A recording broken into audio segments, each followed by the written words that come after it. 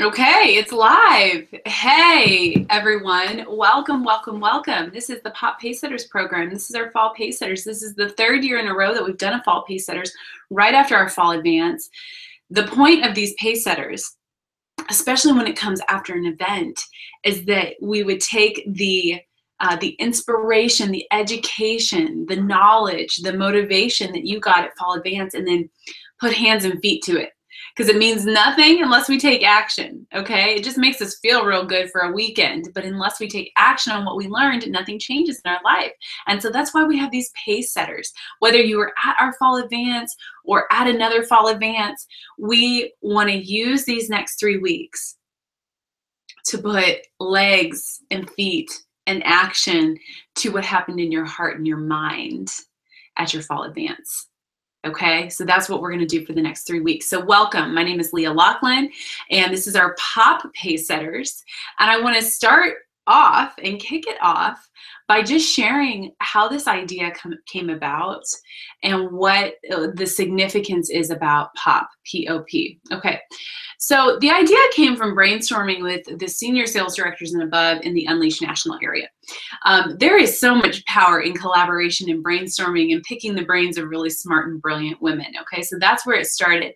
And so we just started brainstorming in this Voxer group, and that's when this concept of POP came up, because we liked the word power, because it's a powerful word. And also we have the Power program, which is such a significant program in the Unleashed area. So we really liked that. We liked people and connecting. And so I believe it was Mary Cho-Ang who first said, like, POP, let's call it POP, and just marry these concepts of people and power together. And then we had all kinds of ideas. We're like, we'll eat popcorn while we do it. So I have a little bowl of some popcorn here. And then we made a little trailer video with the song Pop by NSYNC. So we got a little dirty pop that's happening here. And then I don't really drink pop. So I've got a glass of some bubbly water that goes pop that I'll be drinking throughout the night. And so we just had fun with the whole idea. And I want to explain more about what I've been thinking about and just convey the concept of this to you, okay? So the power of people, P-O-P, the power of people. This is a people business. Yes, we sell lipstick and cleanser, but what we really do is we win the hearts of people. It is our vehicle to influence and serve people. And the way we do that is we just practice on their face. And that is just a means to an end. The end is wanting to become better in the process and to give to people and to serve people and to create an income with our family and for our family. So there's all these bigger picture things where then putting product on faces is how we do it. It's the vehicle to a much bigger vision that you can have in your life and in your Mary Kay business. I remember, you guys, when I was a teacher, I went to my very first career conference. I was like 3 weeks old in Mary Kay. And I went to that career conference and I did catch a vision, although not like the big full vision. I did catch a little glimpse of what Mary Kay was about and really started to fall in love with the Mary Kay culture. And really my heart was starting to desire Mary Kay more and more, but still not as a career, and I still couldn't see that big.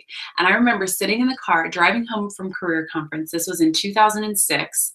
And we had these little goal sheets to fill out to give to our director. And so I was filling out my goal sheet.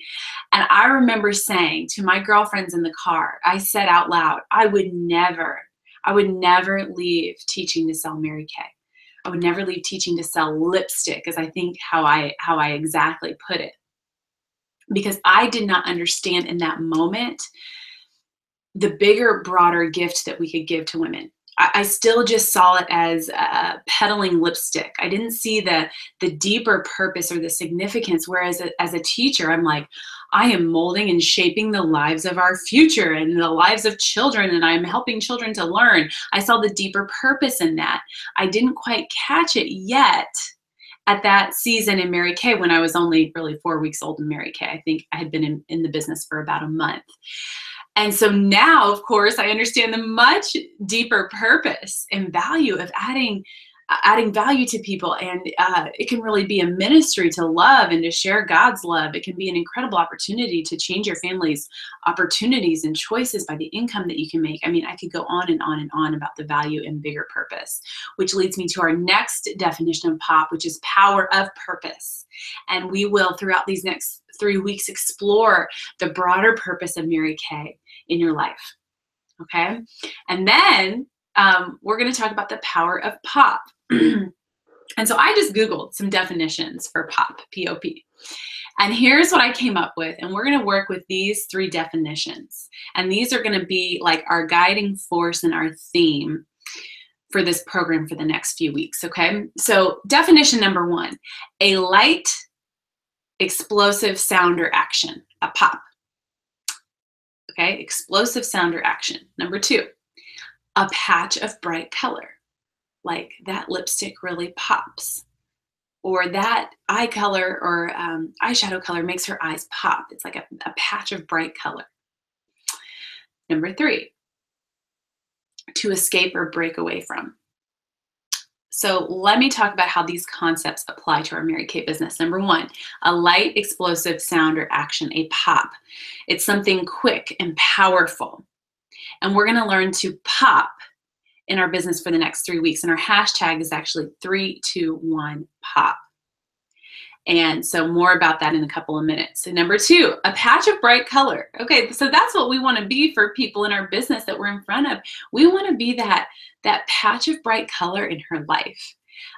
We want to be the highlight of her day if she gets to be in front of us to try the products and hear about the opportunity. We want to be the most affirming conversation she's had all week, whether on a booking call or on a career survey. We want to make her feel the most special that she's felt in a while.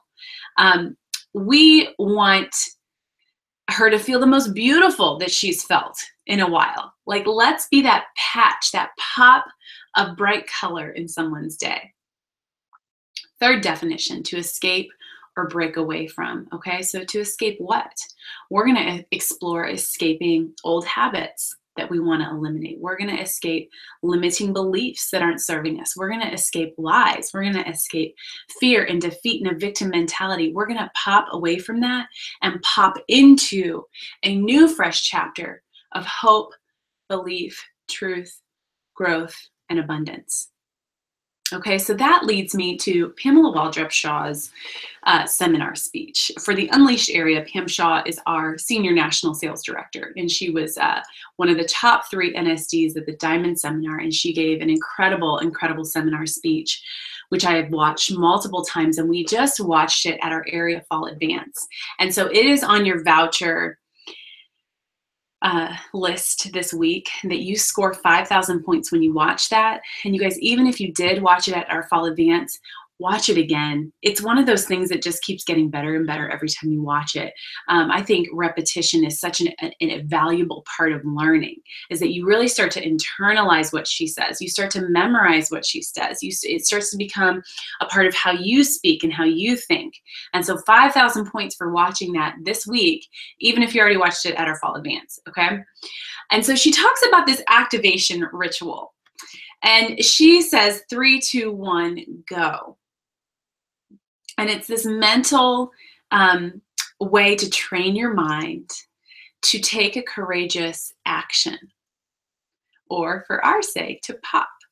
Just this moment where you can make an explosive action, a bold, courageous move.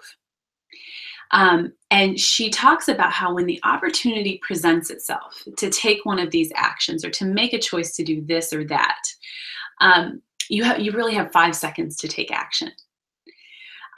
We've heard of 20 seconds of insane courage before. I'm sure you've heard that saying, that you've got 20 seconds to just take that bold leap.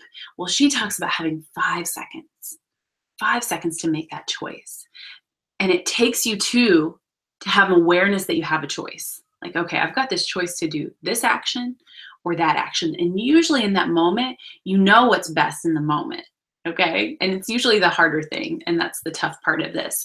So you've got 2 seconds to have an awareness. Okay, I've got this opportunity to make this move or that move. After those 2 seconds go by, you have 3 seconds to choose to do it or not. And so we are going to train ourselves on this concept over the next 3 weeks, this 3, 2, 1, go, or this concept of 3, 2, 1, pop. Because it's in that moment that you have a choice to make. And here's the thing, it's usually a private moment. It's not public. Nobody else knows about it. You're usually the only one in the world who knows when that moment is happening. And it's private. And it's usually going on in your mind. And it can often be like a you versus you battle. You know those conversations you have in your head with you? Like, oh, you should do this. This would be great. No, I don't want to do that. What are they going to think about me? And we battle back and forth. Usually a 3, 2, 1 pop moment is a little bit of a battle. So will you rise to the challenge? Will you say yes to the best? Will you walk in courage? Will you take the high road? Let's learn to do that. Let's learn to do 3, 2, 1, go. 3, 2, 1, pop. And choose the best yes in those moments. So let me give you an example, you guys, because you're going to actually identify your 3, 2, 1 pop activities that you're going to commit to doing. So I want to just give you some examples and invite you to sort of explore this in your own mind about what those activities can be, because this is going to be a core part of what we do for the next 3 weeks, and it's going to be a core part of how you are going to score points for your vouchers, okay? So here are some 3, 2, 1 go moments that I've had, or some 3, 2, 1 pop moments that have happened in my business, and you guys know where it starts. And I don't know if anyone hasn't experienced this. That would be the exception, not the rule. The rule is that it usually starts right here with the phone. And you guys, I remember those days when it felt like 10,000 pounds to pick it up. I remember those days when I planned to do booking calls in the evening, and literally all day I would dread it. And I would like dread when 7 o'clock hit, because that's when I decided to do booking calls, and I really didn't want to do it because I was still in that stage of developing that confidence and developing that skill. And I remember, I mean, like sweaty pits and like heart pounding and looking at my list and the battle going on in my mind, like, you really don't have to do this. You don't have to call these people, but wanting to call them because I knew I wanted to develop that skill. And it was a moment. It was a moment where it was 3, 2, 1, go. Dial, dial, dial, dial. Hey, this is Leah. Do you have a quick minute? Okay, it was a 3, 2, 1 moment. Dial, and let the phone ring. And courageously stay on the phone and hope she answers. Okay, another one was sharing the opportunity at my very first parties. It was pretty easy for me to share the product. That was this more simple part for me, where the sales. I had fallen in love with the products as a customer, had already really experienced the benefits of them, loved the products myself. I didn't have to fake that. And the products sold themselves. And so it was simple for me to share the products. The harder part was sharing the opportunity. I was worried what people would think. I didn't want them to think I was weird. I didn't want them to think I was pushy.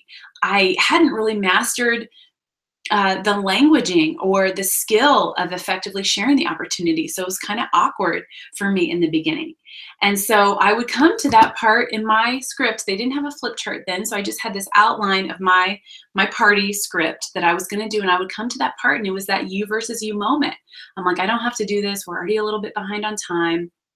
They're not interested in this anyways because they already make enough money, or they already said, you know, they tried Mary Kay before and it failed, or whatever. I just started having this battle of like, you don't really have to share this.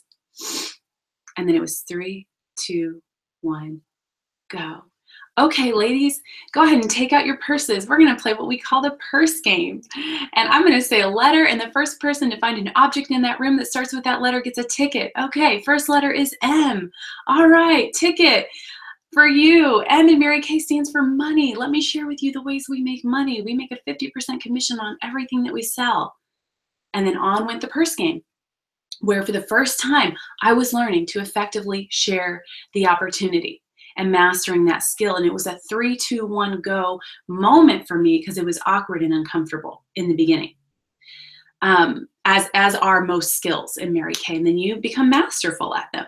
Okay, here's another one, asking for the career survey. You guys, those dang individual consultations take forever, especially in the beginning when you're still mastering your skills. It's like, Lord have mercy, can you just pick what products you want and let's move on with it? But they would deliberate over their products, and I didn't know how to close people quickly. So by the time we got to the career survey, it was like, okay, we just need to get on with the show. And so that would be my excuse, like, oh, it's taking too long. I don't want it to take too long. Or I know she's not interested. Or here's one, you know what? I'll just follow up with her tomorrow. It'll be less awkward then. I'll follow up with her tomorrow and set up a career survey, because that actually really works. Not. And so that there would be that battle in my mind. And then it would be a 3, 2, 1 moment. 3, 2, 1, go. Hey, you know what? I've got this goal. My director challenged me to share the business opportunity with 12 of my customers this month. And so I have this CD that you listen to, and I promise you'll love it. And it's really, really enjoyable. And all you have to do is listen and think of a couple questions. And then we talk on the phone, and I really just get your feedback and your opinion. And I know you're not interested in Mary Kay, and that's totally, totally fine. It just helps me with my training. And I love for my customers to know about the company they're supporting. And so, hey, would you be one of my 12? And that's pretty much what I said as a new consultant. And I said it imperfectly and probably said it very awkwardly the first couple of times, but it was a 3, 2, 1, go moment where I sucked it up. I knew I had the option to not ask for the career survey or ask for it. I knew what my best yes was, which was to ask for the career survey. There was that you versus you battle going on, and it was 3, 2, 1, go. Choose the best yes. Okay? Inviting guests to a meeting. That was not a skill that was strong for me, even as a new director. Even after I had become a director, I still, for a variety of reasons, was not in the flow and the habit of inviting people to the meeting. And so I came to that part. It was in my script. It was in my outline for the party. But you know how we can like conveniently skip over things like that. And so I would get to that part in that you versus you battle, like, oh, they don't want to come to this. And, you know, not many people come to my meeting anyway, so it's not very exciting. There's not much energy there. They probably wouldn't even fall in love with Mary Kay any more than they are right now. So why do they need to go? You know, we come up with all these like reasons to justify not doing what we know we need to do. And then it would be 3, 2, 1, go.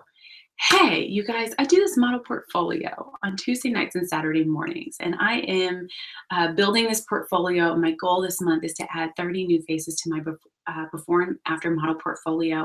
And so what we do is you come and you get a facial and a makeover. And so after your facial, we take this before picture of you, and you can't smile. It's kind of like a mug shot. But then we do your makeover, and we take an after picture, and you fluff up your hair, and I print these pictures and put them in a portfolio. My color skills as a consultant. I would love for you to come. You get a $10 gift card just for coming. It's a really super fun night, you know, blah, blah, blah, blah, blah, blah, blah. And so that was a 3, 2, 1, go moment to have the courage to choose the best yes and consistently invite guests to the meeting. Warm chattering, same thing, you guys.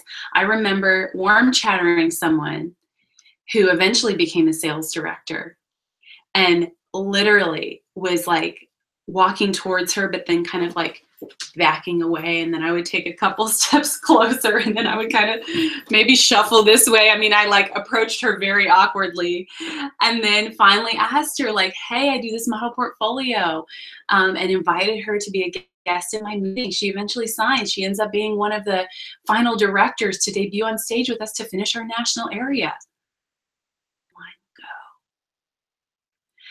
Leading a unit meeting as a new director. You guys, I was terrified of doing that. Those are the days that I had to crank Eminem's Lose Yourself in my car, pumped up and have the courage to walk in there and like be the leader. I was supposed to be like the powerful leader who knew everything about Mary Kay and convinced everybody that they wanted to buy Mary Kay or start the Mary Kay business opportunity. And I didn't feel like that powerful leader. I didn't feel like that person I was supposed to be. Fake it till you make it. And I remember setting up my meeting. And then there came that moment when it's time for the meeting to start. And I, by myself as the leader, had to walk up to the front of the room, get in front of people, which was still uncomfortable for me, and say, hello, welcome to our Mary Kay model portfolio tonight. We are so glad you came. 3, 2, 1, go. Even simple things, you guys, like the alarm clock going off, man, that's a 3, 2, 1, go moment. And I think you can probably all relate to that, even if you haven't been a Mary Kay for a while. I remember a couple years ago, some of you have heard this story, I made this big commitment to get up and do my workout and quiet time. So 2 of those things before my kids got up, and I wasn't used to working out before my kids got up. And so I had to wake up earlier to make that happen, earlier than I was used to waking up. And I remember it was a cold January morning. And in Ohio, it is cold and it is dark. And nobody wants to get out of bed when it's cold and it's dark and you're tired. And so the alarm clock goes off and the battle begins. I'm like, this is stupid. Why am I doing this? I don't need to do this. I could just work out later. And I start to battle with myself. And then it's 3, 2, 1, go. Next most effective step in this moment. Just go pee. And that was truly the answer for me in that moment. It was a 3, 2, 1, go moment where I just got up and took the next best step, the next most effective step. And I continued to do that step by step by step until I was actually doing the thing that took a lot of courage. Tough, uncomfortable conversations. Have you ever needed to have one of those with a friend or a family member or a coworker or a Mary Kay sister? Those tough, uncomfortable conversations that need to happen. Have transparency in our relationships, and we can't avoid the elephant in the room.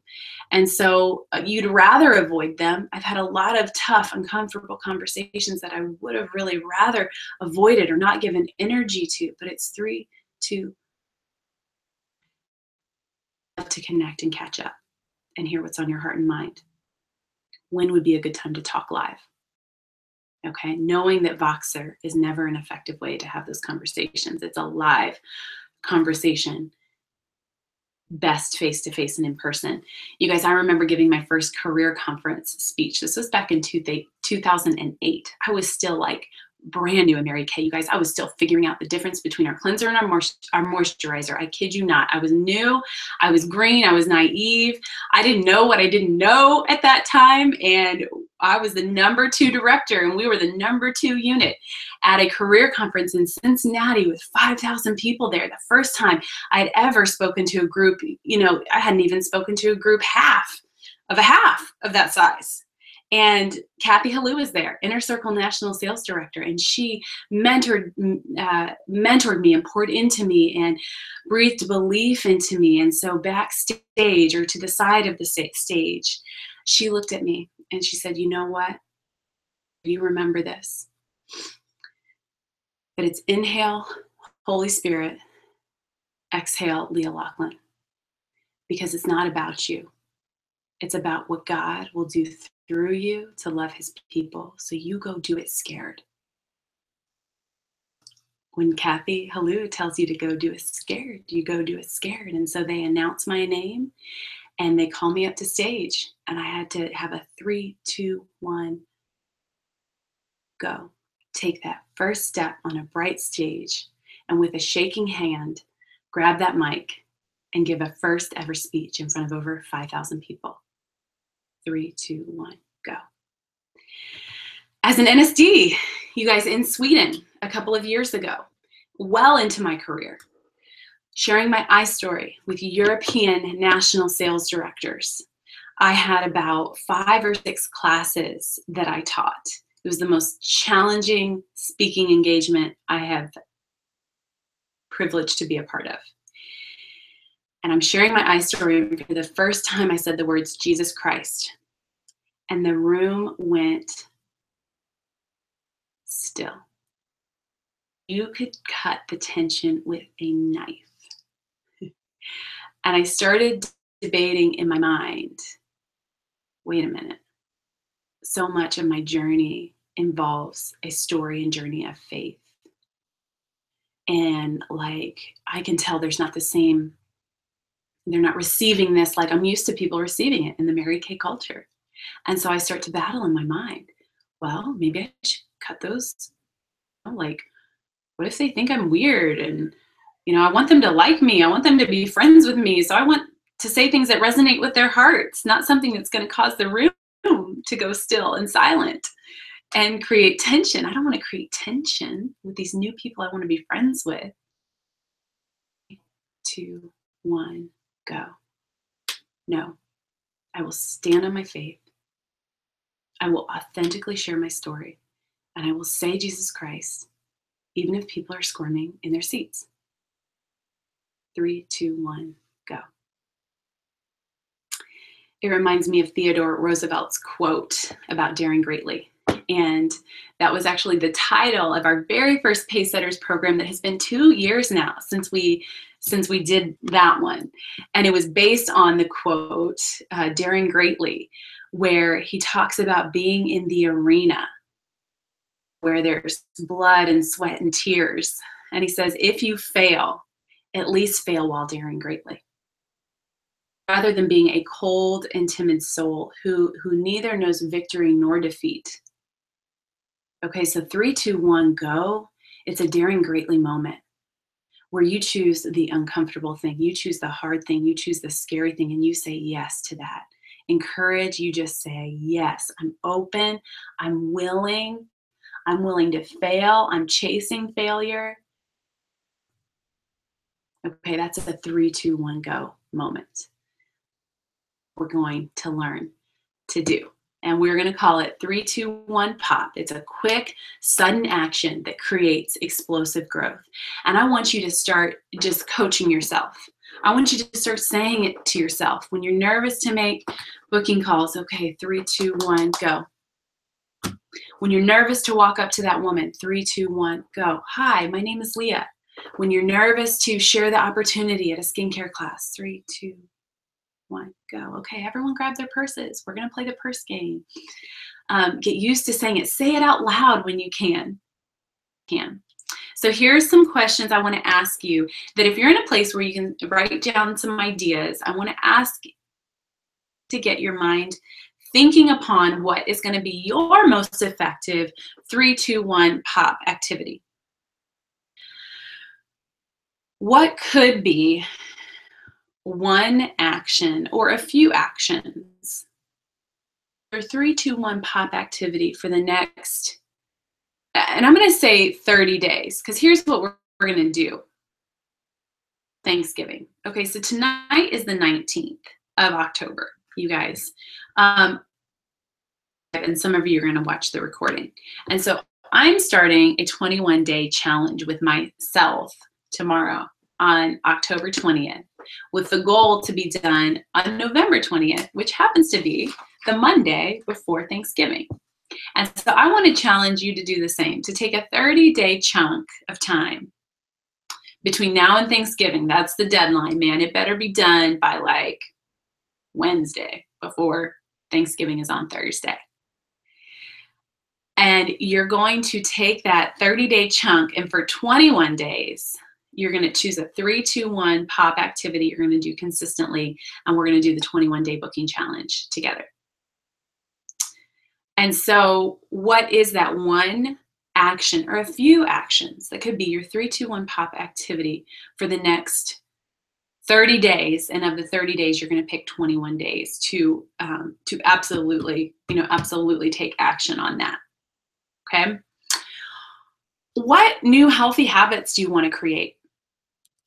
That could be your 3, 2, 1 pop activity. What unhealthy habits do you want to eliminate? And what could you replace them with?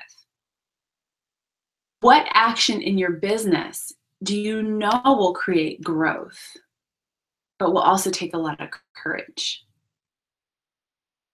Identify that activity, and then we're going to commit to doing it for 21 of the next 30 days, finishing by Thanksgiving.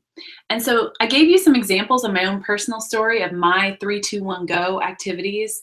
So warm chatter, maybe you do warm chatter for 21 of the next 31 days, and it's a 3, 2, 1 pop kind of moment. Or maybe it is booking calls, 21-day booking challenge. And you set aside time and boundaries around that time to invest in making booking calls.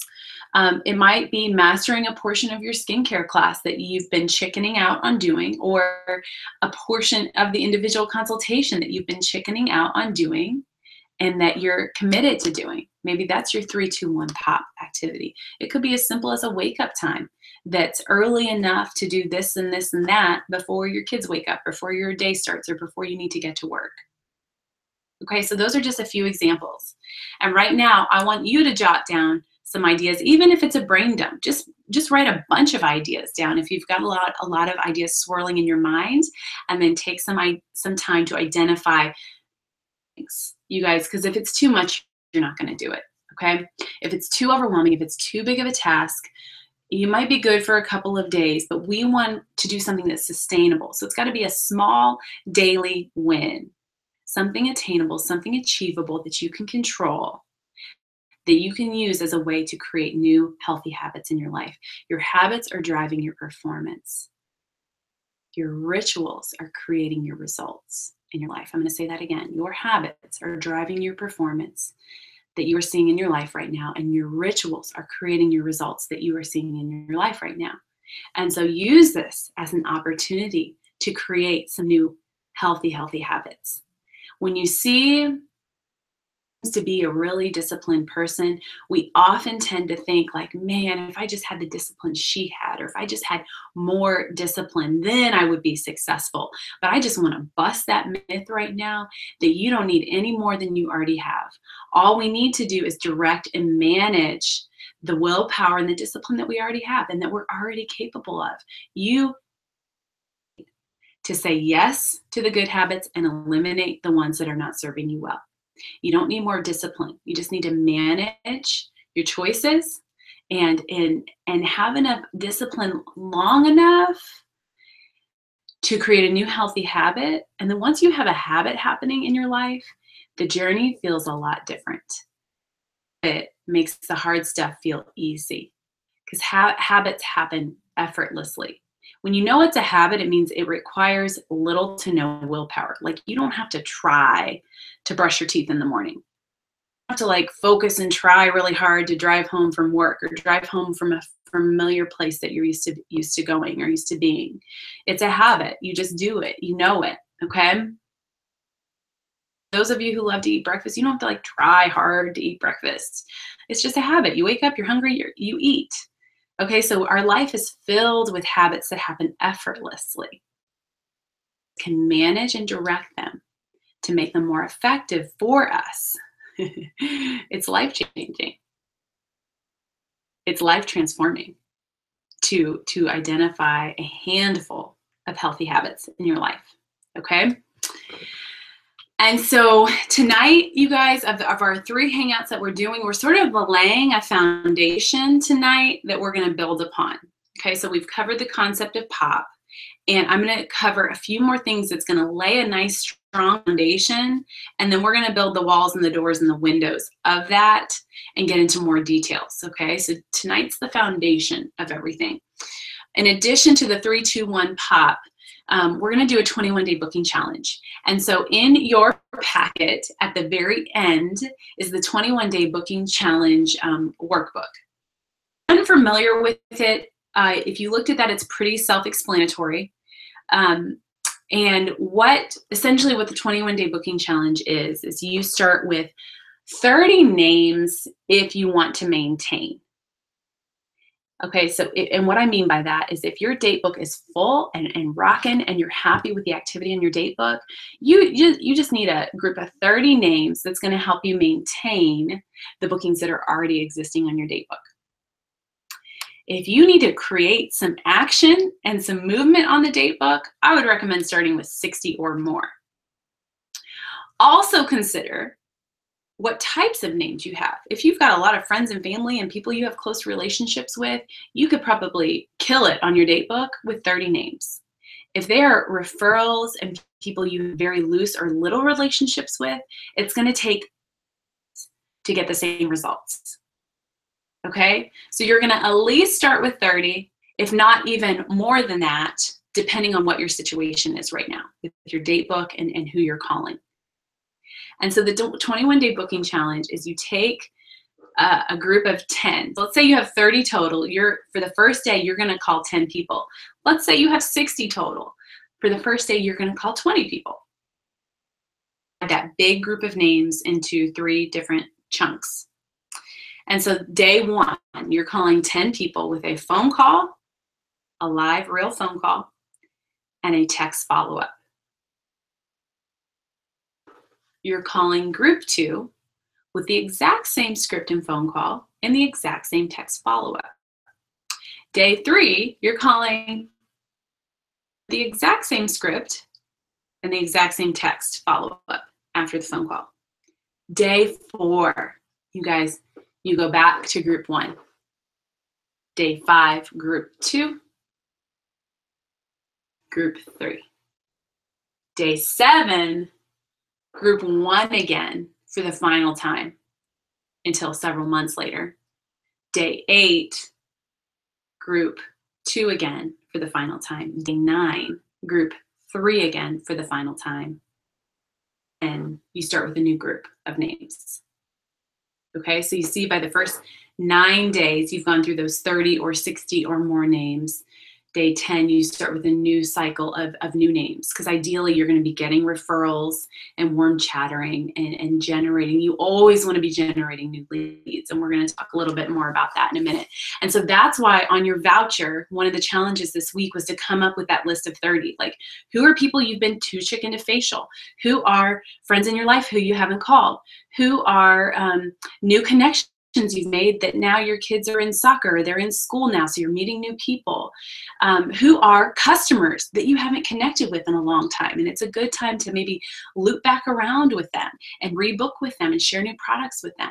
Who are just new fresh referrals that you have? What are new fresh leads you've gotten from a networking event?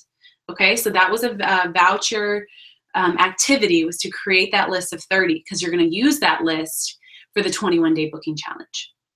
Okay, and you may need to add to that list again depending on your situation. Okay, advantages of the 21-day booking challenge. I have done this multiple times in my own personal business ever since I heard about it. It's probably been 1.5 years since I learned this concept, and have done it multiple times. And there are many, many advantages to this program. 1, it brings clarity to what can be very vague. Okay, so here's what's vague. I need to make some booking calls. Like, I need bookings, I need to make some booking calls. Who are you going to call? Where is your list? What are you going to say? How are you going to follow up? When are you going to call them? How long is it going to take? You see all the questions that come up when you say, I need to make some booking calls. Okay, clarity. This is clarity. I am calling a list of 30 people for the next 21 days using this script for follow-up. I know it's going to take me about 30 minutes to make these 10 calls, and so I've set boundaries around 12 to 12:30. That's how I'm going to start my lunch hour, is by making those calls and then reward myself with eating afterwards. Okay, do you see how it goes from vague, I need to make booking calls, to the clarity of having structure and a system? Okay, so that's one advantage. You're taking what's vague and you're making it clear. Also, just to kind of go along with that, is you have a specific goal. That, I think that's the biggest pitfall we can fall into in goal setting or planning, is that it's just too vague. And vague plans equal vague results. And there ain't nothing exciting about vague. On your tombstone, she was vague. She never had any real clear plans or goals, okay? We don't want people to say that about us. We want to have a clear plan. We want to have clarity. We want to operate in clarity, okay? And so this plan helps to give you some clarity to what can be very vague. Also, I believe it just takes the emotion out of it. You just have a plan and a structure and a system, and just follow the plan. And just sort of let go of, although we want results, we hope for results, we plan for results, we choose positivity, we have hopeful expectation about the work we're doing. Okay, so that's our mindset about the work we're doing, but we're also just walking in obedience with the activity and trusting God with the results. And I think having this clear and specific of a plan with how to get activity on your date book allows you to just walk in obedience. Okay, I'm going to make my 10 calls a day or my 20 calls a day. I'm going to follow the script. I'm going to follow the text script. You walk in obedience. God with the results. And with God and bookings, anything is possible. That is all you need in Mary Kay. You need some bookings on your date book, and you need God to bless and pour out his abundance upon your walking in obedience to the work that it takes to grow. Okay, so it takes the emotion out of it. Another advantage of the 21-day booking challenge is it gives you a structured system for follow-up, and that's where the fortune is. You've heard this before, the fortune is in the follow-up. And so it gives you a structured system for that, rather than wondering, did I call her? How many times have I called her? If I called her too much, I don't know. Should I try her again, or would that be weird or awkward? Structured system to follow, because then after that third and final attempt, you guys, the message you're leaving is, hey, I'll follow up in a couple of months. It must be a really busy time for you, and so unless I hear otherwise, I'll follow up with you in a couple of months. Keeping the door open even when you're having that final call. In the business world, you can make 3 calls, 3 touches without appearing to be stalking someone or appearing to be lacking professionalism. Okay, so you're following a system that people are accepting of it. And here's the key part of the script that is so good. Guys, I've used this almost in every phone call I make, even when, calling anyone, calling people to come help around the house, literally calling anyone. I say, back from you, I'll follow up in a couple days, because people need that follow-up. And so that's, I think, the most beautiful part of the script is, hey, if I don't hear back from you, I'll follow up in a couple of days. And so when you follow up in a couple of days, she's not surprised. You told her you were going to, and I think it just sounds professional. So it gives you that structured system for follow-up. 80% of sales happen after 8 or more attempts. And I'll just share with you a personal story to hopefully help this come alive and help you to buy into the fact that we need to contact people more than once, like way more than once. And it's okay to contact people more than once, as long as you're doing it in a professional way and using a professional script. Okay. And so a couple years ago, this was on the trip in, what year was it? It was in Portugal. We were on a cruise, and I was with my good girlfriend, National Sales Director Daisha Wiegand, and I was telling her how we wanted to get new furniture and kind of just like spruce up the look of our living room. And she's like, you need to try Havenly. Have you guys ever heard of that? Havenly.com. It is this website you can go to, and you answer like a million questions just about your style and what you like and what you gravitate towards as it relates to interior decorating and how you want your home to look, and just what your style is. And so you answer a ton of questions, and then they take these the answers to your questions, and they actually define your style, which is kind of fun. And you can see examples of people who have a similar style, and it helps you if you're not really good at visualizing that, which I'm not really.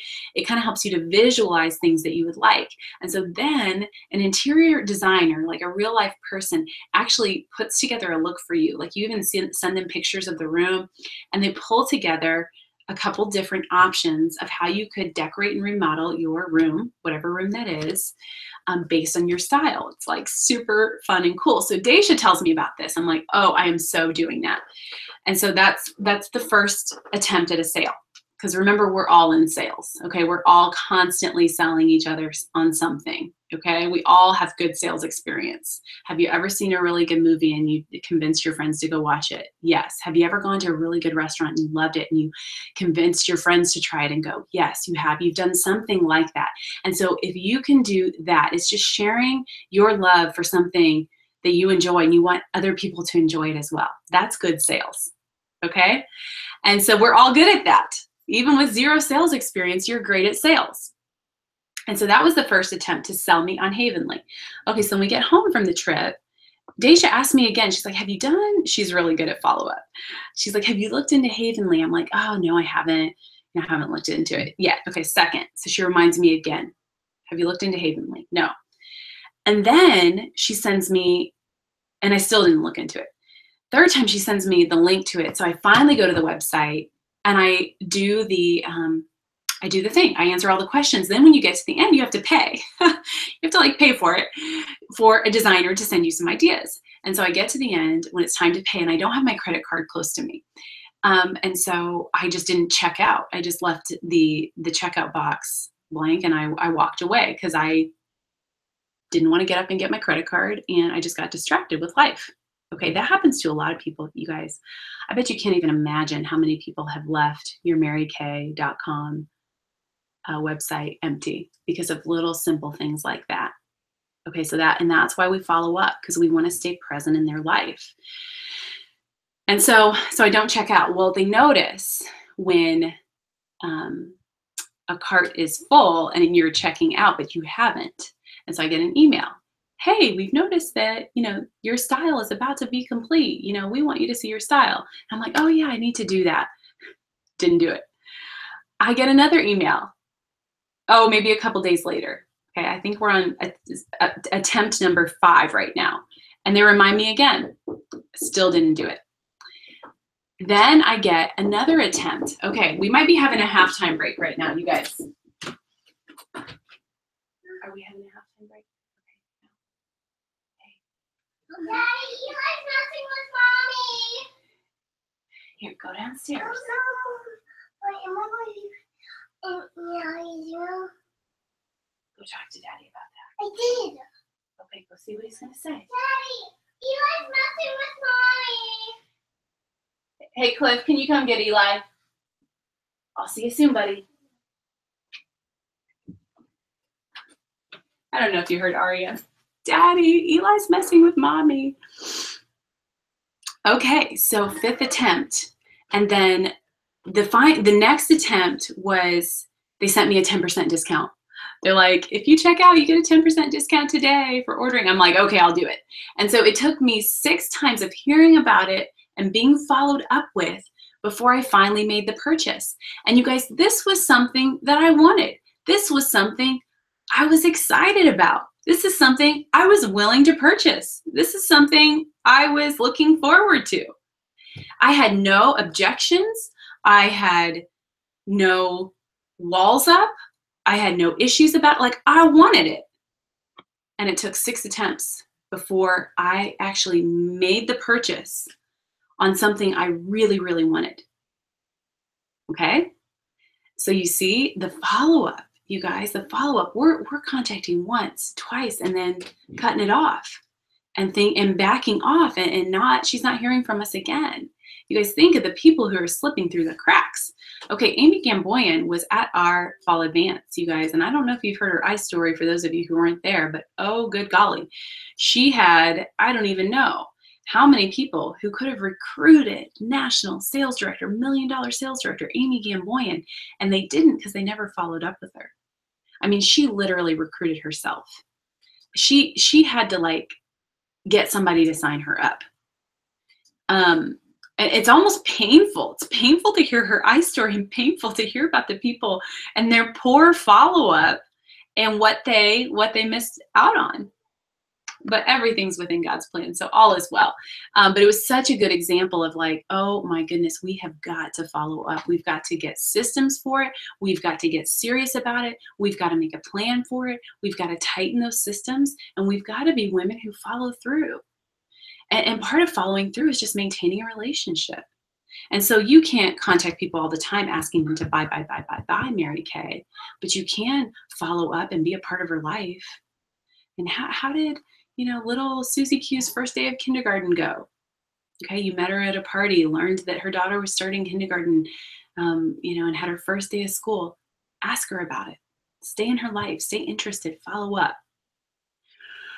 Okay, so starting on page 13 of your packet, you have scripts for calling referrals, for calling friends and family, for calling more seasoned customers, and then calling leads from a facial box or a warm chatter. Okay, so we did break the scripts down into different categories depending on the type of people that you're calling. Okay, we are going to save this for later. So let me move that to next week. I want to be mindful of the time that we have. Okay, so that's the 21-day booking challenge and the advantage, the wonderful advantage of implementing this system into your business. So let's switch gears right now to the IPA tracking sheet, you guys. And this is sort of an oldie but a goodie. I used to have one of these when I was a brand new consultant, and I went in and out of seasons where I tracked my IPAs, but it's been a long time since I have trained on this and since I've used this concept. And this was an idea brought up in our Voxer chat in collaboration about teaching people income producing activities. Because here's the thing, you guys, this is the thing. We can just be busy being busy, but not moving anywhere. And so with the precious time that you have for your Mary Kay business,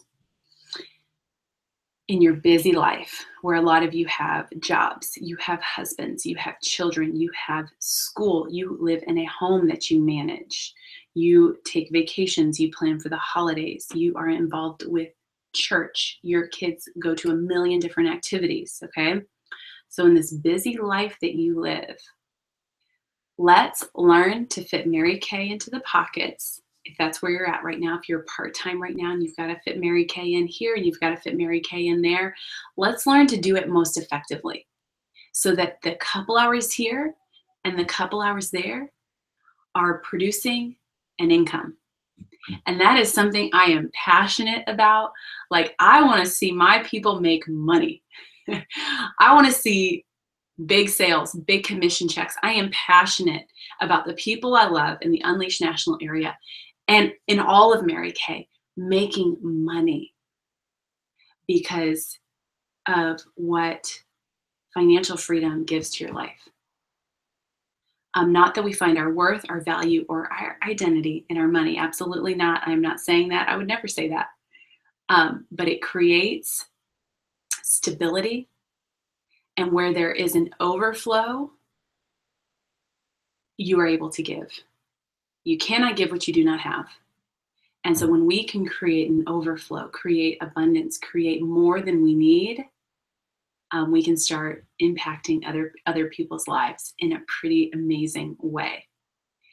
And so let's do income producing activities, IPAs, activities that produce an income, that produce a bottom line result. Okay? So busy being busy in Mary Kay. Let me give you a few examples. Making a really cute postcard invite on Pic Collage. Alphabetizing your inventory on the shelf. Putting labels on your products. Cleaning out your skincare class bags, stuffing hostess packets, and recruiting packets. And the list goes on and on and on and on. And so you're thinking, well, that stuff needs to be done. Yes. And so who could help you? Who could help you do those things? Or when could you maybe do some of those things during non-people hours? In Mary Kay, non-people hours are before 9 a.m. and after 9 p.m. But everything in the middle, in between that, is just precious time to be in front of people and to add value to people. And so let's take a look at the IPA sheet. And I want to talk about how to use this and then also how you can score points with this throughout this program. So let me find it here and let me share it with you. All right, here it is, you guys. We have got the packet. Let's get to the IPA sheet. Okay, so I created this with the help of Mary Cho because she has been using this IPA concept in her unit. And so I took some of her ideas and just created one that we're going to use for the next 3 weeks. We are going to use it for this week, October 16th through the 22nd, and then the following week, October 23rd through the 29th, and then our third and final week of our Pacesetters program, October 30th through November 5th. And so you've got all the days of the week here, and then you've got 1, 2, 3, 4, 5, 6, 7, 8, 9 activities that create an income for you. And so this is a tally mark kind of system. So let's say on Monday here, you have 2 full circle parties. You would make 2 different tally marks. Okay. Let's say 5 customer calls right here. Let's say on Monday you make 15 customer calls. You would make 3 different tally marks in Monday.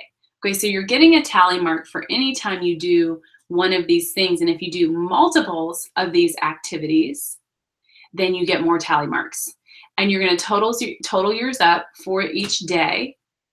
And then right out here, we don't have a box for it, but we're just going to put it on the side here. You're going to get a total for your week.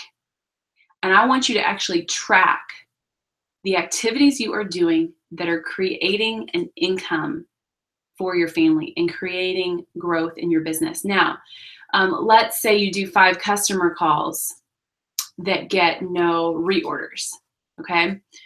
So you could easily say, well, that didn't create an income for me in that moment. But Mary Kay is the type of business where planting seeds, as we learned from Amy Gamboyan, always produces a harvest. And so if you don't see that harvest in that moment, still doing, just by the sheer act of you doing this activity, it is planting seeds for the future. And seeds that you may not harvest today or tomorrow or this week or this month, but eventually with consistent work and effort and activity, you do harvest the results from doing the work. Okay, even if there's not a deposit that you are putting into your bank account when the day is over, this is still and will always be income producing activity to consistently do these things. And you guys, I'm just curious, really, to see what kind of points you score. Because somebody asked, well, how many do you need to do to earn a car or to become a sales director? And my answer was, I don't know. I don't really know. Back in the day when I was new in Mary Kay, 15 a week was kind of a thing, 15 income producing activities a week. But I can't honestly say I've tried it long enough to actually see. I would be teaching you theory and not something that I've actually done. And I don't like to teach theory. And so, so I just want to encourage you to try it and see how many you do. And see what kind of results follow that. And although you can never look at a week of time and make any conclusions from one week of activity, it takes longer than that to produce and create growth. I would be interested to see what amount of income producing activities are you doing daily or weekly. And so this, I believe, by tracking your IPAs is going to bring you a whole new level of awareness of what you're doing in your business. Again, we can get so caught up in just being busy and just doing without stopping to think, what is my most effective activity in this moment? What can create growth right now? What is the best use of this precious hour that I have when it comes to my Mary Kay business? Okay, let's start being more strategic and let's work hard and smart. And tracking your IPAs could be a way to do that. And so you do get voucher points for filling this out and sending it to your director, or for directors, sending it to your senior director or your national sales director. I did Linda Tupin's boot camp as a brand new sales director. I actually attribute that boot camp to one of the reasons that our unit are in the top director trip our first full years, because of the ideas, the mindset, and the systems that I gleaned from Linda Tupin were such a big piece of our year and our finish that year. And so she had us do a time study where you take a weekly plan sheet, just black and white, 7 days of the week with all the hours blocked out, and you color code it for 3 weeks. We did it. And the color coding was green for any income producing activity. So very similar to what I just showed you on the screen here. But then in addition to that, it included some director activities and some leadership activities. But it was a very similar list to what you just saw. So green was the income producing activities. Black was any job that you had. Red was just computer time, behind a screen, maybe working on your business, but not really doing anything that's creating growth or income. What else was there? There was, I don't know, maybe a few more things. a handful more things that were color coded. And so you couldn't actually write on it. You just had to color it in. And that was a powerful visual, to not see words, but just to see colors. And then you turned them into Linda Tupin. And you literally showed up. We had 3 separate boot camps. And so at the first one, we started the time study, and then at the last one, we turned them in, I believe. And you literally had to walk up to National Sales Director Linda Tupin and hand her in person your papers that were filled out. And you know, the thing about color, she doesn't even have to look very hard to see what you did or did not do. And she looks at them like a teacher, like the good teacher that she is. She looked at them and made comments. And I was shocked, you guys. I was shocked at how little green space there was for me. And I was a director. I was a Cadillac director working on our first top director trip. So I was in the zone. And I was like, whoa, there's not as much green space as I thought there would be. And then, oh, white space, you guys, was free time. Just your time, your personal time, your time that you're not working, you're not giving to your business. That's another thing I was shocked by, is how much white space there was. It was like this sea of white with a few little sprinklings of green. For me at the time, I didn't have another job. I had left teaching at that point, and I had a lot more red than I expected, computer time. But there was a lot of white space. And if you would have asked me, I mean, I would have said, like, I'm working, girl. I'm like killing it. I wasn't killing it as much as I thought I was killing it. And so it is amazing how when you get something black and white and you move it from this vague abstract idea of what you're doing, you put it black and white on paper or color coded on paper, you see the truth. And so that's what I hope these IPA sheets do for you, is you can really see the truth of how you are investing your time. And I just want you to take this precious time that you have and invest it so it is creating something for your family and creating an income, okay? Versus just being busy and thinking about Mary Kay all the time and feeling like you're working Mary Kay all the time. But what's the actual cold, hard truth? I want to see it on paper, okay? So we're going to be working with these income producing activity sheets for the next few weeks. Okay, let's lay another important foundation, you guys, and then I'm going to move into closing with a few thoughts. Well, with several thoughts. Let's lay another foundation, and it's something called full circle.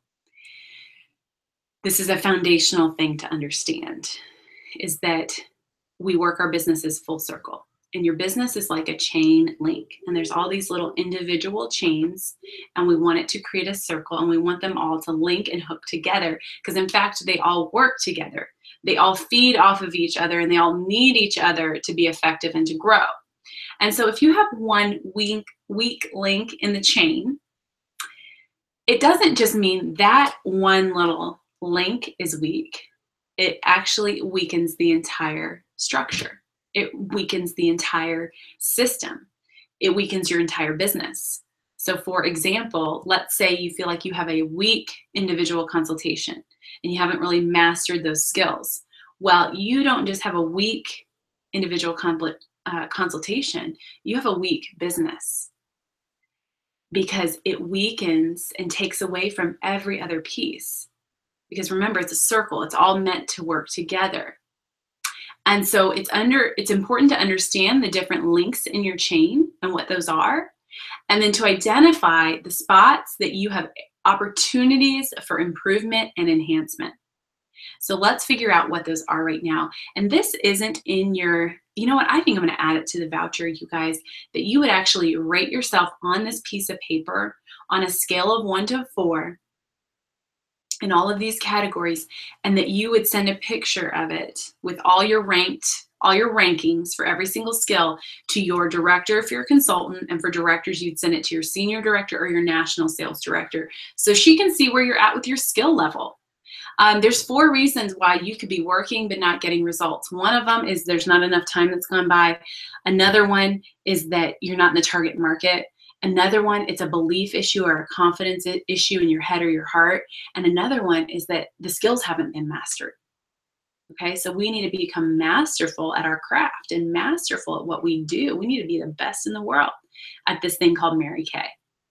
And so let's learn to master these skills. So let's take a look at it together right now so we can identify the skills.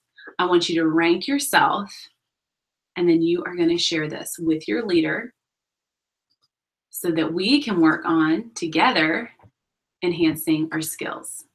Oh, you guys, I don't think I ever presented. Did I ever present the IPA chart to you guys? I don't think I ever clicked present. That's okay. We're just going to keep going. I don't know if I did or I didn't, but I hope you saw that, man. I really hope you saw that because it's helpful to have the visual. So this is the IPA sheet. In case you didn't see it, it's right here. And we are going to move on to working your skincare class in your business full circle. Let's start with number 1, which is lead generation. I alluded to this a few minutes ago about always having new leads. And I believe 25 new leads per week is like minimum. Unless you are just so well connected and you just ridiculously have more people to call than you would ever have time to call, and they're just your connections and you have relationships and you're connected to lots of groups of people. If that's the case, then this may not be necessary for you right now, but at some point it will be. Is that you're generating 25 new leads per week, and I don't care how you generate them, but there's got to be something in your business that is constantly giving you new leads, 25 or more per week. This could be referrals at a party. If you're at a party one week and you've got 5 people there and they each give you 5 names, there you go. There's your 25 new leads. This could be warm chattering. This could be facial boxes. This could be networking. This could be referrals from friends and family. This could be mutual friends on Facebook. There's a multitude of ways to do this. But until we have people to call, that's where it starts. We got to have people to call and connections to make and relationships to build. That takes us to number 2. We got to start making those calls. We've got to have strong booking skills and habits. Remember those things, those friends we call healthy habits. We want to have more of those in our lives, and we want booking to just be a habit. It's just how we roll. It's a part of what we do. And that's another piece of the 21-day booking challenge, is that you can get in the habit of investing time in this income producing activity. And it says down here, always maintaining a party time 8 or 12. We now we're calling it a book 10 again. And so I believe always maintaining a book 10 or more that is when you can count on income every week. Okay. If you book 10 for the month, you're going to hold around 5, give or take, depending on your booking and your coaching skills. If you hold 4 to 5 parties in a month, that's about 1 or so a week. If you're having 1 or so parties a week, you're making money every week and you're counting on an income every week. And so maintaining that book 10, mastering those booking skills and those booking habits produces an income and a consistent income for you. Okay, confident coaching and pre-profiling skills. And so that's the follow-up call after the booking. That's asking for the guest list. That is putting a postcard in the mail to the hostess saying thank you. Okay, that's calling all her guests and getting their information on the customer profile card because you're pre-profiling them. Okay, so mastering those skills. Number 4, flip chart mastery. A lot of people have asked me what we're going to do with our flip chart now that the company has one, and that's on my long list of things to do and consider, and I haven't decided yet, but what I'm thinking is that we take the best parts from what the company offers and add ours, or you take the companies and take the best parts from ours and add it to the companies. But either way, you're using a 3-ring binder, and you can add and delete and take out until you make it yours. And in mastering it, it says down here, from start to finish with no stone unturned. And so you remember those 3, 2, 1, go moments I talked about, where sometimes I might skip over sharing the opportunity, or I might skip over talking about the career survey. It's doing it from start to finish, leaving no piece of that flip chart left undone. Individual consultation mastery. that's where you're getting 2 plus 2 plus 2 plus 2 results. And that little formula is at least $200 in retail sales, at least 2 future bookings, at least 2 career surveys booked, and at least 2 guests booked to your next event or meeting. And so it's not letting yourself off the hook and not letting yourself leave that party until you have nailed down those results from the party, because you're willing to ask and you're willing to master the language that it takes to ask effectively. Number 6, Power Program Weekly Focus. In the Unleashed area and in the Epic family, we eat, sleep, live, and breathe the Power Program.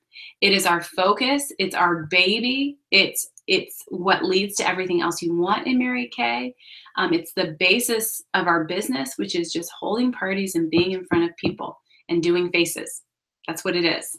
And so the Power Program Weekly Focus and mastering that and learning to track that can make you incredibly effective in your business. And so number 7 is Career Survey Mastery. And as a new consultant, part of the mastery is just setting them up so that your director can do them and you get to listen to her do it again and again and again and again.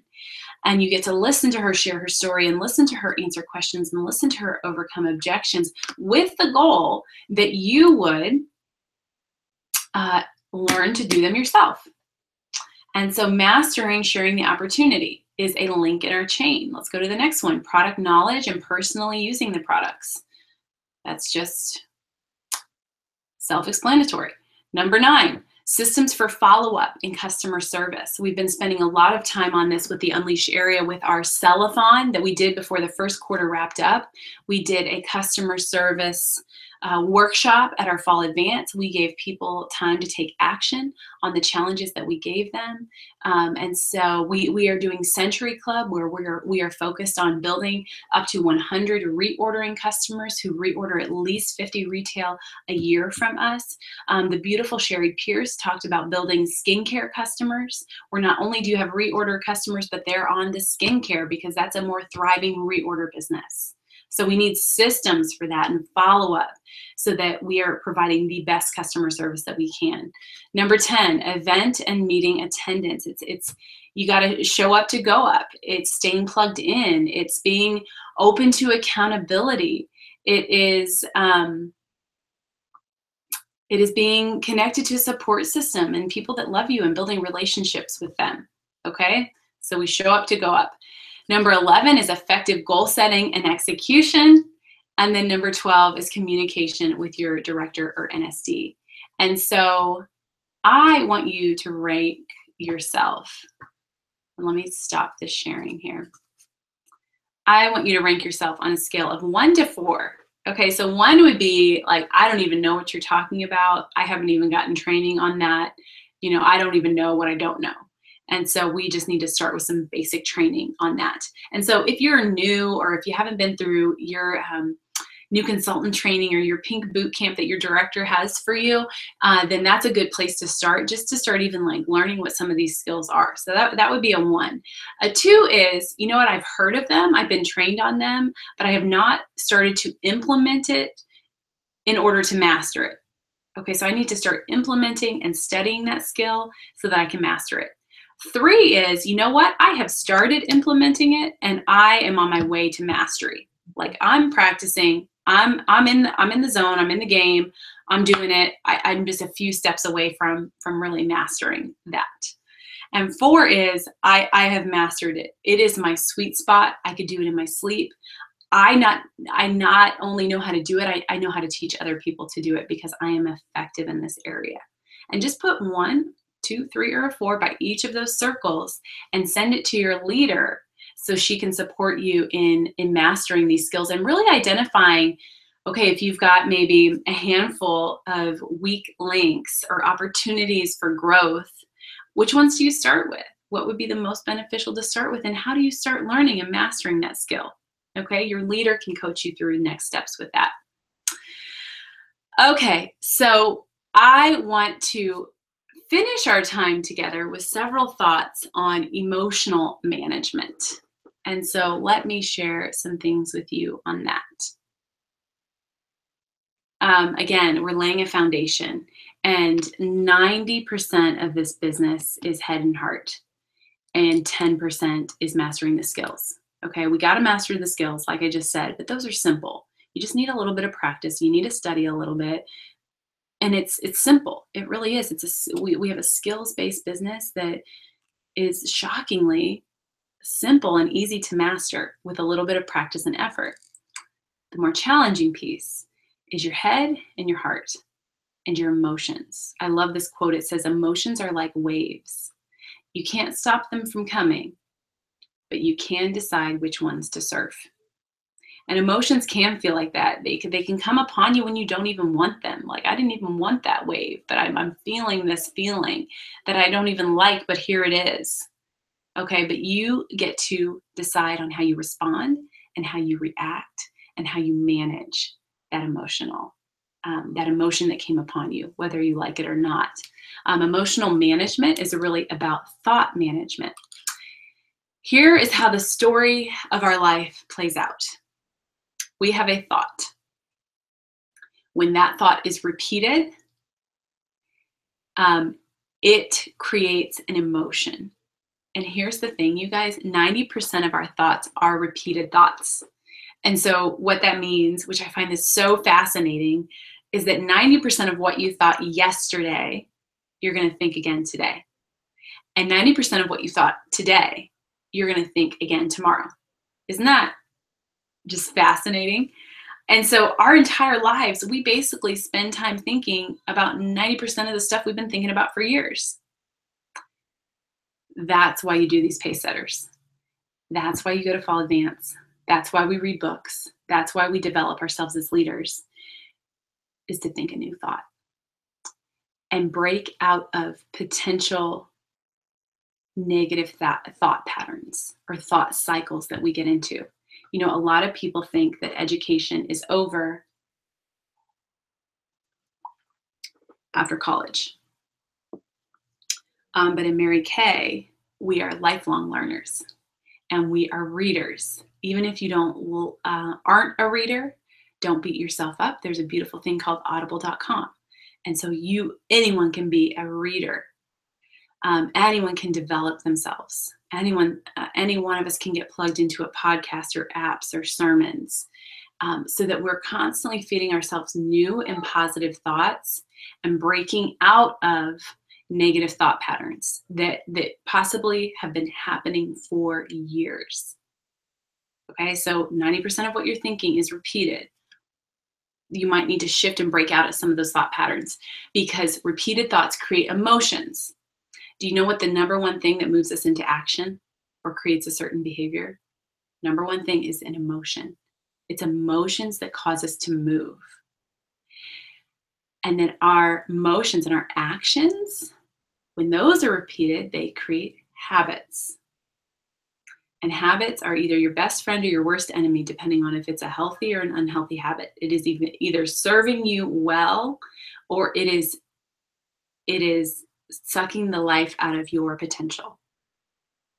Habits can be life-giving or completely destructive. And habits create our destiny and our future. Our lives are just an accumulation of the habits we have trained into our lives. Okay, so let's rewind and go all the way back. Remember, it started with a thought. That thought is repeated. That repeated thought creates an emotion. That emotion moves us into action. That action becomes a habit, and our life is an accumulation of our habits, and our habits lead us to our future. And so, do you want to master your emotions and control your emotional life and manage it in a positive way? Well, that starts with thought management, because that's where it all begins. But how do you manage your thoughts? You manage your thoughts by what you're exposed to on a daily basis. And so what are we exposed to? Books we choose to read or not read, TV, magazines, music, friends, social media, neighbors, newspapers, radios, places we go, people we listen to, YouTube. It's anything you see or hear in a day. It's whatever your five senses are exposed to on a daily basis. That's what impacts and influences how you think. And then the story goes on from there, remember, because it all starts with a thought. And so we underestimate the power of exposure in our lives and what we are exposed to and how powerfully it influences us. We are so influenceable by the things that are surrounding us. And so I believe many of us have way too much what I call indecent exposure, exposing ourselves to things that do not build us up, do not breathe life into us, that do not build our confidence, and do not produce positive thinking. An American habit is to wake up and turn the news on first thing in the morning, or the radio on, or some kind of social media feed, that we're just exposing ourselves to whatever someone else is deciding is important that day. And you don't know, you're just like opening yourself up to whatever is on the news that day, whatever is on somebody's social media feed that day. I know the first thing a lot of people do is they open this up and they just start aimlessly scrolling, responding, searching, looking, and it's how they start their day. And so where is there indecent exposure in your life? And where can you shift your habits to include more positive exposure that are going to create positive thoughts? And so it's quality books or podcasts or audible.com. It's quiet time in the morning. It's a Bible study. It's prayer. It's listening to quality music that's uplifting. It's spending time with people who build you up and decreasing the amount of time you spend with people that tear you down. Okay, so let's increase exposure to that which creates positive thoughts and decrease our indecent exposure. So turn off the TV, you guys. Get off social media, or at least have a very strict policy with yourself. Because I think social media is a wonderful, beautiful tool that we can use in our lives. It is not all terrible and bad. We just need to learn to manage it well. And we manage it, it doesn't manage us. And so how do you manage it? I have a very small amount of people I follow on Instagram. And then I have a no scroll policy on Facebook. So I go to social media mainly to give, not to receive from it. Because I don't know what I'm going to receive that day. And what if what I receive is not something I wanted to receive? It negatively impacts your thoughts, which negatively impacts the story of how your life plays out when you do it time and time and day in and day out. Okay, so a question I get a lot is how do you handle rejection and disappointment? Because it's a part of our business. You guys know it's not just a part of Mary Kay. It's a part of life. How do you handle rejection and disappointment and adversity and challenge? Let's learn how to respond to that. Let's teach our children how to respond to that. Because it's not when, it's not if, it's just when. Like, not if you're going to be challenged, if you're going to feel rejected, if you're going to be disappointed, if you're going to fail. It's just when is that all going to happen? And how are you prepared to respond to it in a way that is not defeating you? And so I want to just attempt to answer that question. How do you handle rejection and disappointment? And so, first of all, it's just a natural part of the journey. You know, I know it's a tendency, I do it too, to see it as a sign that you're maybe not in the right place. Like, you had a failure, you had a disappointment. This surely must not be for me, because surely God would not want me to go through this pain. And this must be Him showing me that this is not for me, because I don't like feeling like this, and surely He wouldn't want me to feel like this. So I'm out of here. Where's the exit? Where's the exit door? I don't like feeling like this. But I believe adversity is our advantage. And I believe that God can use it, adversity, disappointment, failure, rejection, to fashion and form us into more beautiful versions of ourselves. You become a more beautiful and interesting person when you walk through adversity of disappointment in your business. If you're experiencing it right now in this moment, just trust and faith that you're in the right place, and there is most likely something God is teaching you, and that when you walk out of it on the other side, you are going to be a better version of yourself. And isn't that exciting? To be constantly growing into the better and best versions of ourselves. You guys, so let's not run away from adversity. Let's learn to lean into it and learn from it.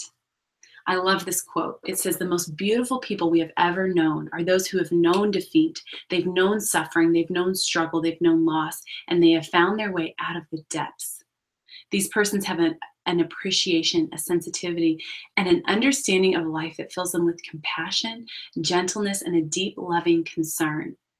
Beautiful people do not just happen. Okay? Isn't that beautiful to know what adversity can produce on the inside of you? I love this quote. It says, no pressure, no diamonds. Okay? Diamonds, the most beautiful stones, the most precious stones that we put in our wedding rings, were formed under an incredible amount of pressure. Okay, so that pressure, that adversity, it makes you better. It makes you shine like a beautiful stone. Here's another quote. Being broke is hard. Becoming wealthy is hard. Choose your hard. That's a good one. Another one that I love. Beautiful girl, you can do hard things. I do affirmations in the morning with my kids.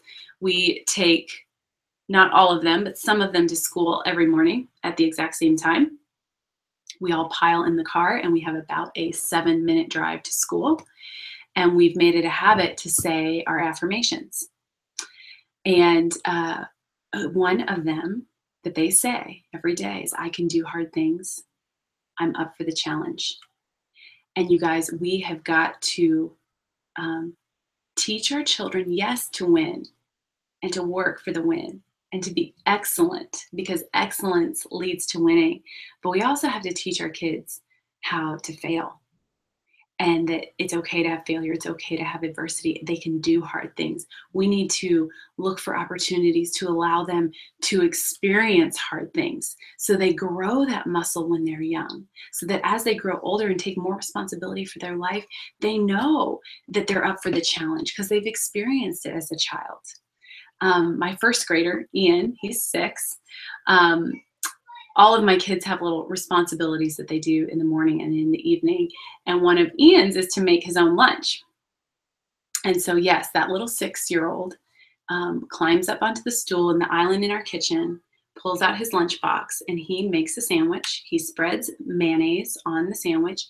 It is so painful. I literally can't even watch. I have to turn away when he's spreading the mayonnaise because it's falling over the edge and it's all glopped up and he's getting it all over the place. But, we all start somewhere.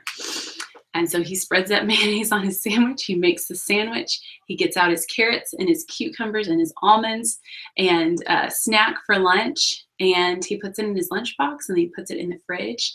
And in the morning, it's his responsibility to get it out of the fridge and then put it in his backpack. Okay, so that's the habit and the responsibility that we're trying to teach our 6-year-old. And so lately, he's been forgetting. Okay, and the requirement is that we wouldn't have to nag him or ask him or convince him to do it, is that it would become a part of his routine and a habit that he would have and that he would take responsibility for. So he's been forgetting lately, and I've been bailing him out. Okay, so he forgets, and all of a sudden we scramble, and I help him, and I'll either make it or at least help him more than I need to. Okay, and so it happened again this morning. We're getting ready to leave. He hasn't made his lunch, and he remembers all of a sudden when we're literally walking out the door. And so I'm like, okay, I have a choice in this moment to either bail him out again. And what does that do? That gives him permission to continue to forget. Or he goes to school with just a few snacks that he can throw in his bag within a minute.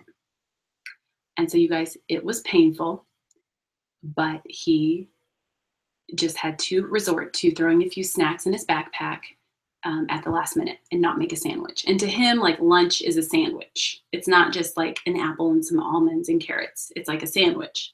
And so he had his apple and his almonds and his carrots, but he didn't have a sandwich. And so to him, he did not have his lunch. And tears, I mean, tears and emotion and yelling and just all kinds of strife coming from this sweet little 6-year-old. And it was painful, you guys. It was painful to watch him go through that. But that's what teaches us. We can do hard things. We take personal responsibility. We're up for the challenge. Like, let's equip our kids with those kind of lessons now so they can more readily embrace that in the future.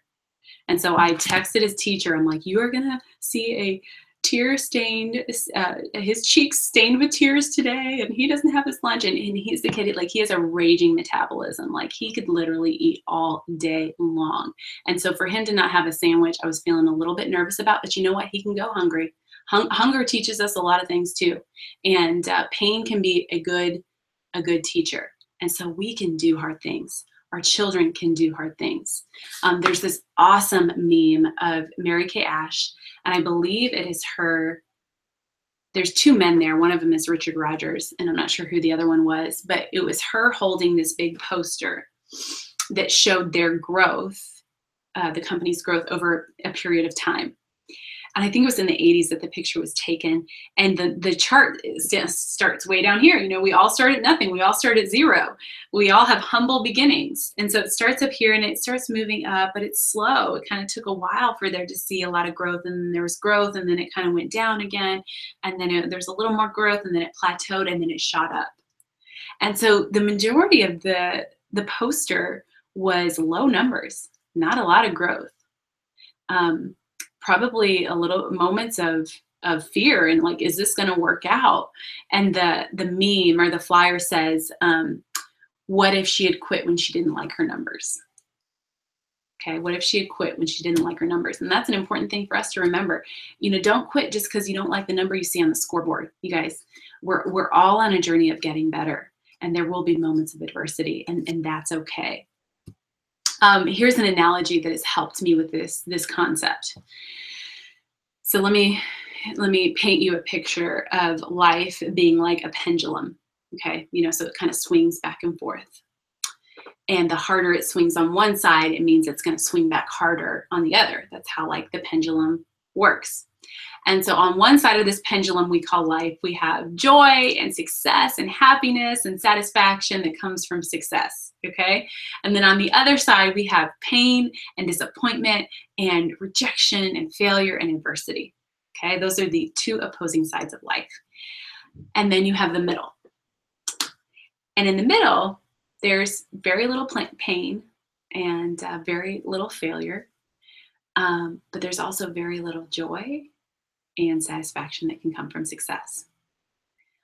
I believe most people choose to stand in the middle their entire lives. And I think the middle is called our comfort zones, where we play it safe to avoid potential failure, and we don't even want to take one step outside of that middle area, that comfort zone, that little box we've put ourselves in, because it's uncomfortable outside of that box.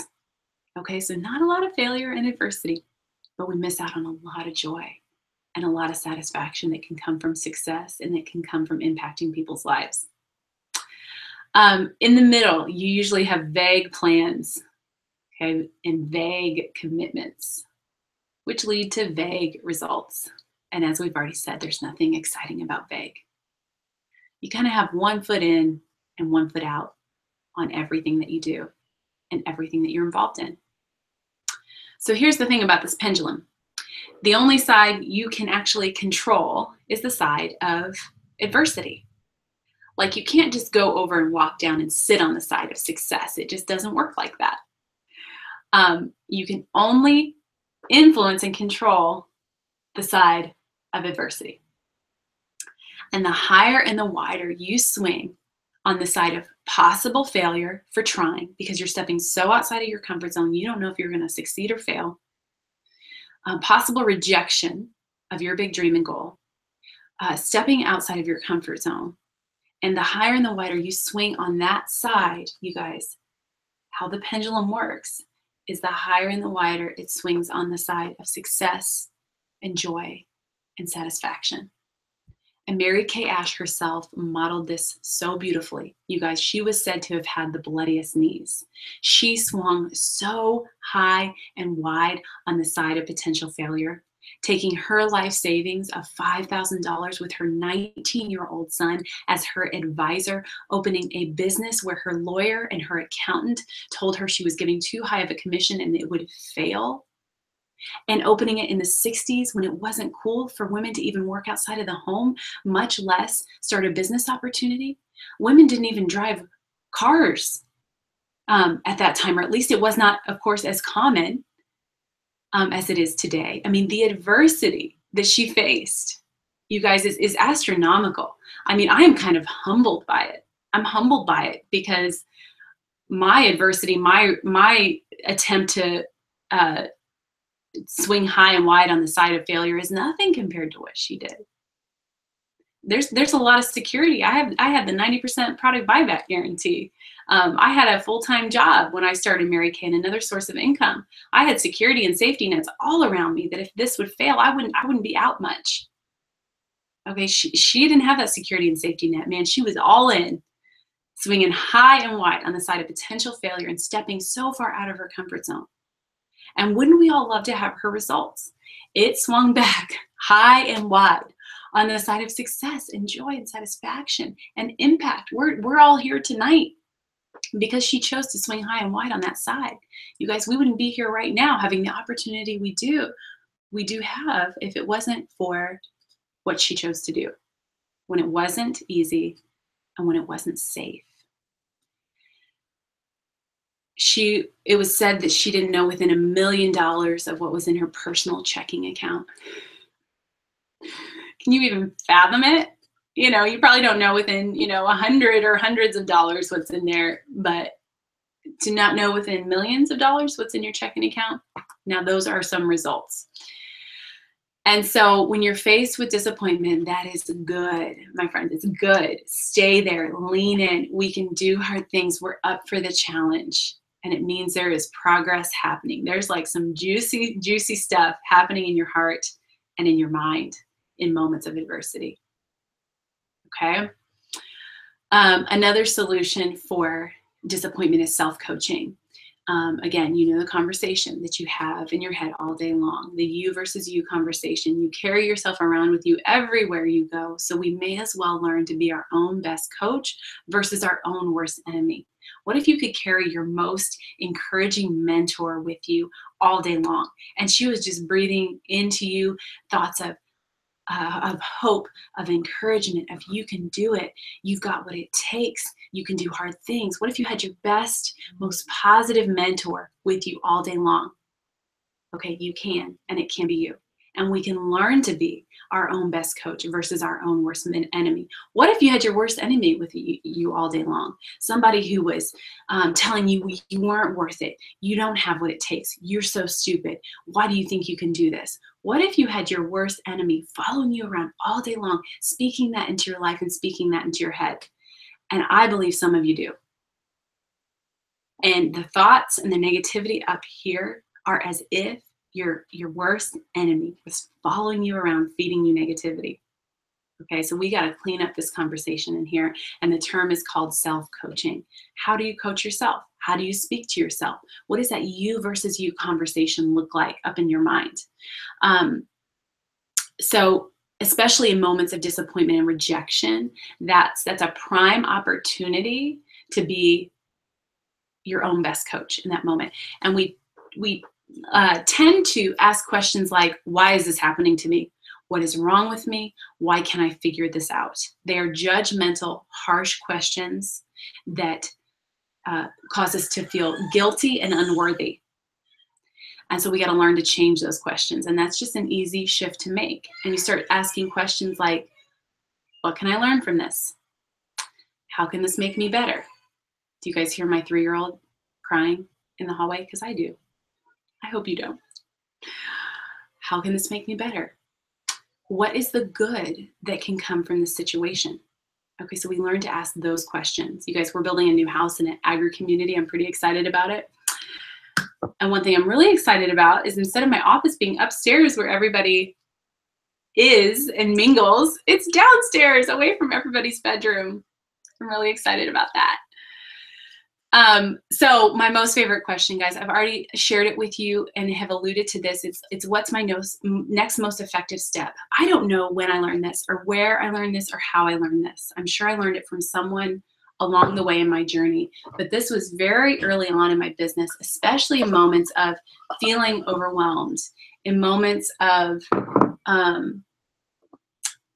feeling paralyzed, not sure what to do next, feeling disappointed, and just all those icky emotions that we can experience. I learned to ask myself, okay, right now, what's my next best step? And it would center me, it would sort of reshift my thinking, it would allow me to identify how I can respond positively to a situation, even if I don't like the situation.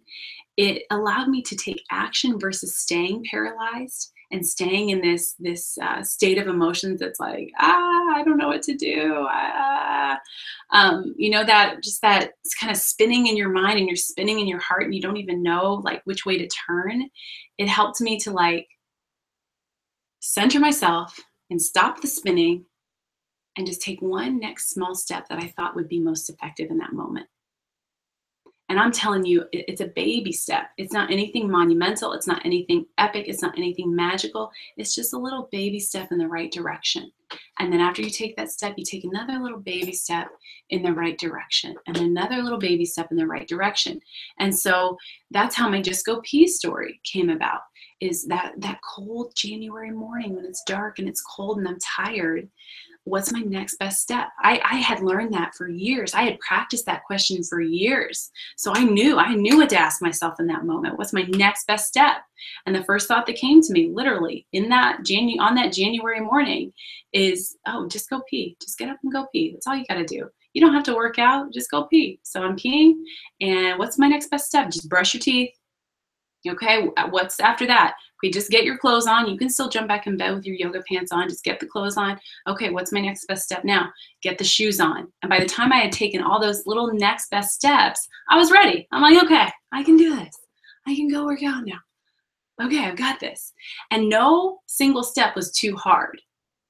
The peeing, the brushing the teeth, the putting the clothes on, the putting the shoes on, no single step was too hard. I could always take the next step. And the next step always leads somewhere when you're taking effective steps. And so that could even be a part of your 3, 2, 1 pop.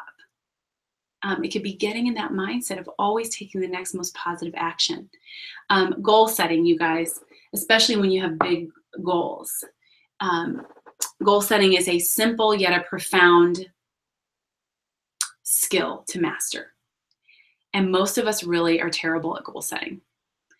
And there's some really big pitfalls you can fall into with goal setting. And one of them is just staring up at this big goal, having no idea how you're going to get there, feeling incredibly overwhelmed, and just like looking at it thinking, like I want to get there. I just don't know how to get there. There were so many times in my journey to becoming a national sales director that if I would have looked up at NSD from where I was, I would have been like, oh, we're never going to get there. It's so far away. Like, why even try? I'm telling you, it felt like that more times than it felt like it was close. I spent the majority of my 5 years as a top director feeling very far away from NSD. And so I learned to, instead of like stare up at the goal, although it was my focus, it was my intention, it was on my goal posters, it was something I talked about. So it was there. It was there, you guys, but I wasn't standing there just like paralyzed staring at it. No, I figured out what I had to do daily. And what I had to do daily was just be in front of people. And so if I did what I needed to do daily, I convinced my brain that we were getting closer. Even if on the scoreboard, it looked like maybe we were farther away. Some months on the scoreboard, it looked like we were closer, and some months it looked like we had taken 10 steps back. But I let myself believe that when I chose to do my daily thing and walk in obedience to daily being in front of X number of people I needed to be in front of, I was cool with that. So it's like Darren Hardy's advice. He says, identify the big, hairy, audacious goal. He calls it a BHAG, big, hairy, audacious goal. Identify what that is. Write it down. Then figure out, what do you actually need to do to get there? How do you execute on that goal? Because sometimes we just stop with the goal. We write the big goal down and put it up on a goal poster, and we stare at the goal poster. And we're like, maybe if I stare at it long enough, it'll magically appear in my life. So I'm just going to stare at the goal poster. Okay, it's not how it works. We actually have to take action. And so you make the goal poster, and then you figure out, and you might need some support and coaching and guidance on figuring out what to do, but then you figure out what to do. Okay, you want to become a sales director. All right, what does that daily activity look like? You want to become a red jacket. What does that daily activity look like? You want to make an extra $1,000 for your family each month. Okay, what does that daily look like? And you figure out those little baby steps each day, and then you just take the baby steps and you convince your mind and your heart that regardless of what the scoreboard looks like, regardless of the money that is or is not going into your checking account that you want to make with your Mary Kay business, you just believe that the daily steps get you there. And you just keep taking small steps. It's like standing on the bottom of a mountain and you look up, and let's say it's Mount Everest, and it seems like you'll never get there. It's so far away.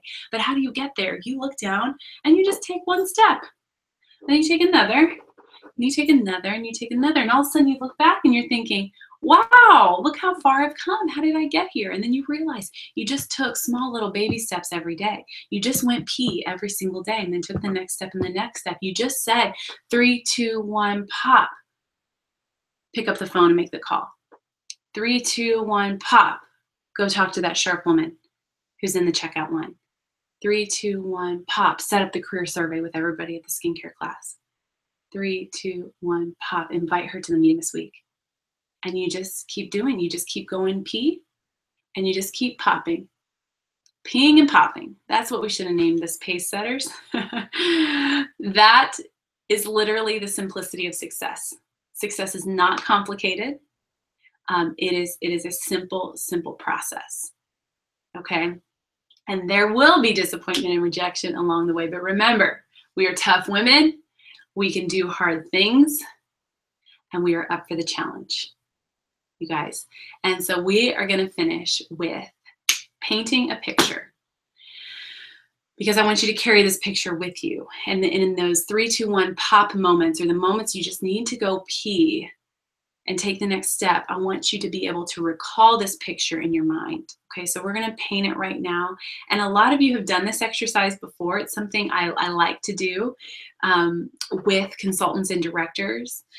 And so you may have done it before, but I think repetition is our friend, especially when it comes to our vision. We have to repeat it in our minds 1,000 times before we see it in our reality.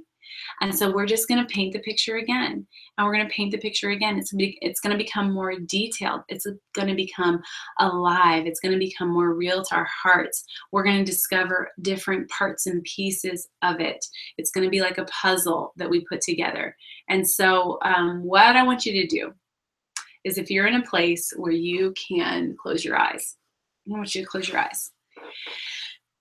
I just want you to take a couple deep breaths and just get in kind of a centered state of mind where you're just calm and peaceful, and you are just here and nowhere else. 100% in this moment, just feeling the moment right now. And with your eyes closed, if you can, I want you to imagine that you have achieved your significant vision in your Mary Kay business. Just paint a picture. I want you to imagine what that looks like in your life to have achieved that significant vision. And I'm going to ask you a few questions to define your picture in your mind. I want you to imagine you at your highest and your best. Like you at the best of who you were created to be. Like you at your fullest potential. What does that you look like? What does she talk about? What does she say? What facial expression is on her face? When you have achieved your significant vision, where are you? Who are you with? What do they look like? What do you look like? What are people saying about you? What did your husband say when you told him you were finished? What did your kids say when they knew the goal was complete? What was the look on your kids' faces when you told them? What are you saying about finishing your significant vision? How do you walk into a room? How do you show up? How does this achievement impact your family?